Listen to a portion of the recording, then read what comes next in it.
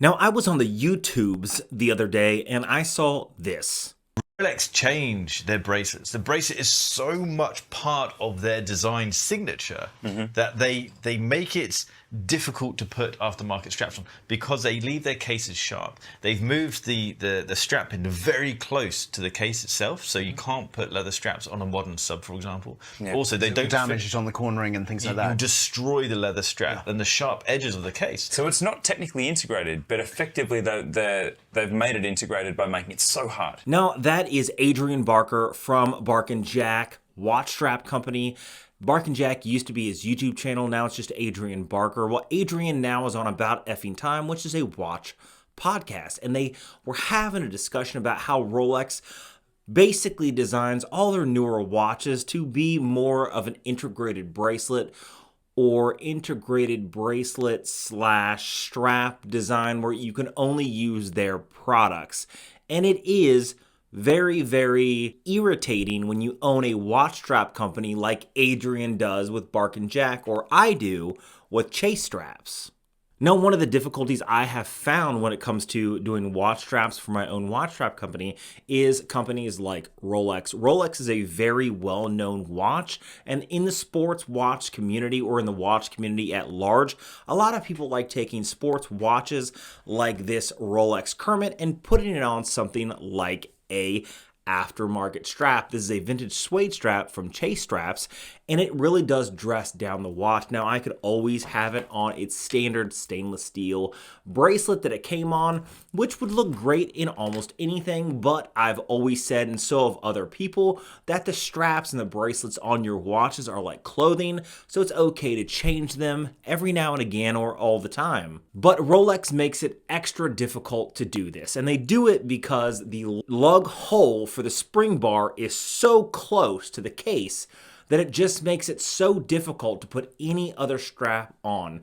Now, if you look at something like this vintage suede leather strap from Chase Straps, you can see how close the strap is and how sharp that case is on the back. So when you flex the strap, you can see that it tears away at the leather just between the spring bar and the case. This is very, very difficult for even higher quality watch straps like the Italian calf leather that I have here, or even the leather strap from Bark and Jack.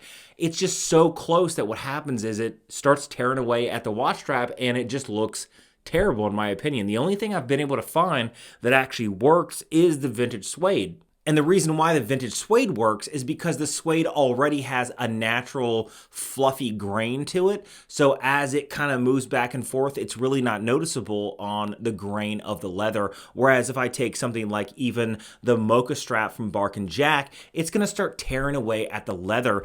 Even something slightly thicker like my Italian calf leather vintage watch straps from Chase Straps, I couldn't put this on because it's just going to immediately tear away at the leather. And it's just so frustrating when you're trying to find something that fits a Rolex. I mean, you know, I guess Rolex is so popular that we all want to be able to add something to a Rolex Submariner because that's on almost everybody's wrist.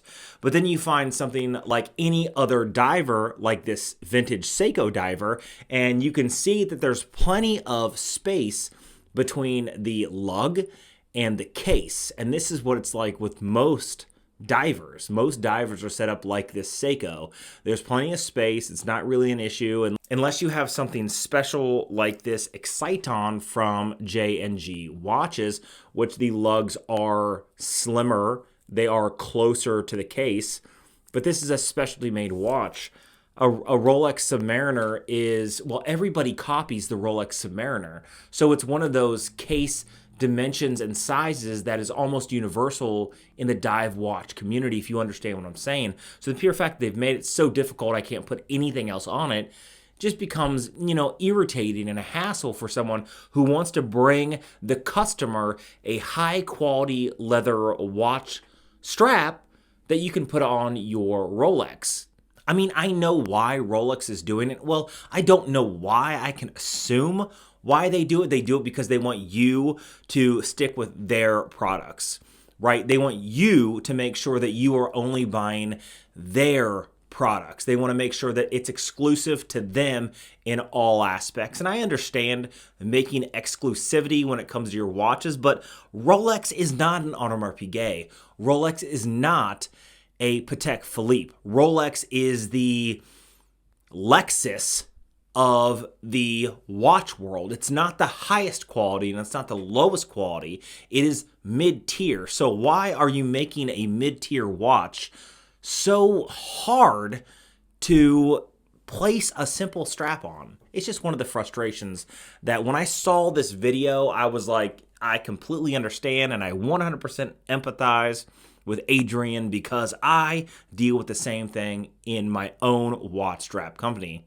Now, guys, feel free to go over to Adrian Barker at Bark and Jack and check out his watch straps. But if you want something a little more affordable with the same high quality, check out Chase Straps down below. If you like videos like this, hit that subscribe button. Leave a comment of the content you guys would like to see.